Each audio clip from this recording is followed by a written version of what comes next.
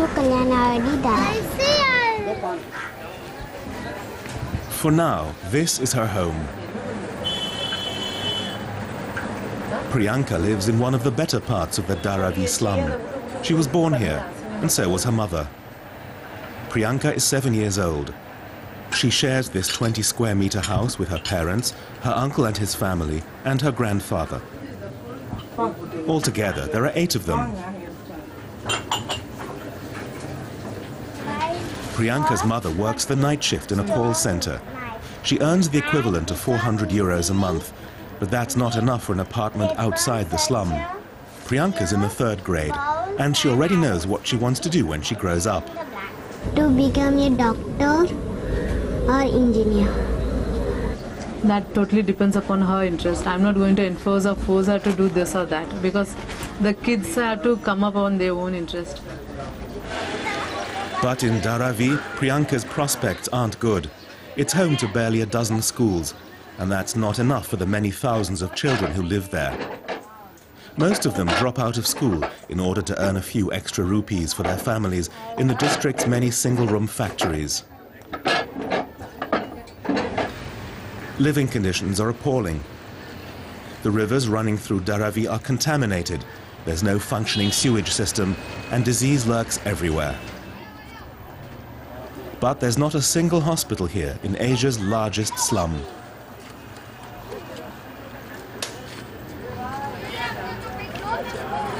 Mukesh Metha is an architect and describes himself as a social entrepreneur. He wants to improve living conditions in Dharavi, starting with medical care. What we've done is we are providing state-of-the-art facilities for health, and we've tied up with All India Association of Day Surgeons. We are saying that the slum dwellers must get the same facility as the mainstream people get, state-of-the-art. And we've got tied up with almost all the major players for health, income, knowledge, environment and socio-cultural development. This is going to be the first eco-housing criteria suburb of India, where we are talking of recycling water, recycling solid waste, lots of green open spaces, playgrounds for children, all of that. Mehta and his team of architects have been working on their plans for Dharavi for 10 years. They want to tear down the huts and house residents in 7-story high-rises. It's one of the most ambitious urban planning projects in India. So the whole project is about 2.9 billion US dollars on about 239 hectares of land, and we expect to finish it in about 4 to 7 years. Building is set to begin in just a few months, says Mehta. 90% of Dharavi's residents apparently support the project. But Priyanka's mother, Karunai, doesn't believe that's true. So Mukesh Metha must be benefiting out of it. Being an architect, he must be benefiting. Otherwise, no. We people don't go with the statement.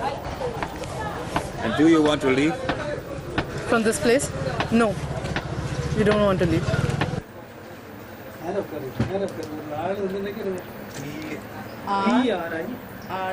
Karunai knows she could sell her house for a good price. The land area has increased. Like tremendously, it has been increased for the last 6 months to 1 year. It has been increased like anything.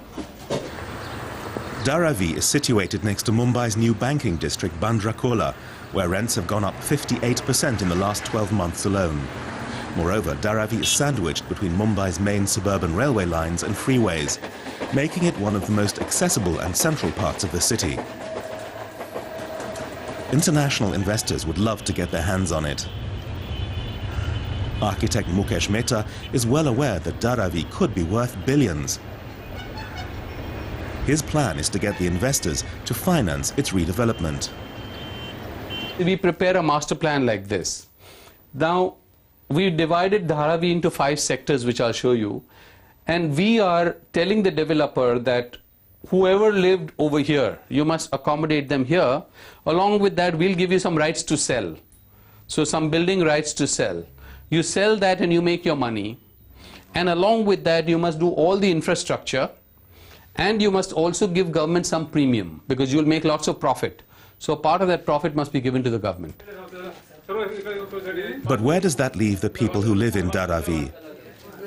Many of them have turned for advice to the National Association of Slum Dwellers, which has its doubts about Metha's project. Where are the people are going to live when you're going to do your development? You're going to live in the air? Or are they going to go out of Bombay? Or are they going to out of Dharavi? Nobody knows. It is not, in European terms, this is shifting a city within a city. But Joachim Aputam knows that something has to change in Dharavi. Could be a good example. At best, there's one toilet for 1,400 people. And his organization is currently working on improving sanitary facilities. Priyanka and her family are fortunate enough to have a toilet in their house. Right now, that house is worth 25,000 euros. By next month, the value will probably have doubled.